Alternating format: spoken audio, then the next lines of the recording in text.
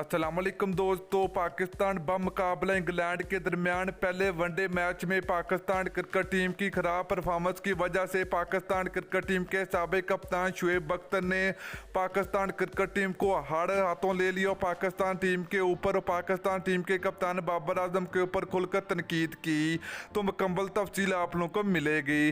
तो दोस्तों, जैसे आपको पता है कि इंग्लैंड क्रिकेट टीम के बड़े बड़े खिलाड़ी एंड मॉर्गन जैसे बड़े बड़े स्टार इंग्लैंड क्रिकेट टीम का पाकिस्तान टीम के खिलाफ हिस्सा नहीं रहे थे बड़े खिलाड़ी।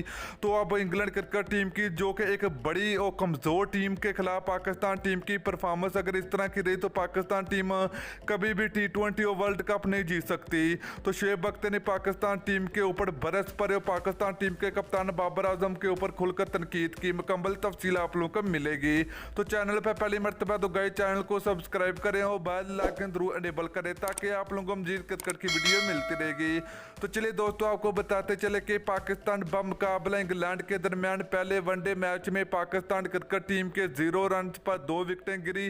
पहले मोहम्मद आउट, उसके बाद बाबर आजम चलता बने।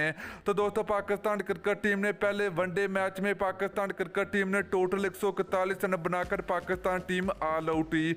और पाकिस्तान क्रिकेट टीम के जन्म से सिर्फ फखर जमान ने बहुत ही अच्छी बल्लेबाजी का मुजाहरा किया, तो उसके अलावा कोई भी बल्लेबाज इंग्लैंड के बॉलर के सामने डटकर मुकाबला नहीं कर पाए। तो इस तरह ये पाकिस्तान टीम ने इंग्लैंड क्रिकेट टीम को पहला वनडे मैच जीत के लिए सिर्फ 142 रन का टारगेट दिया।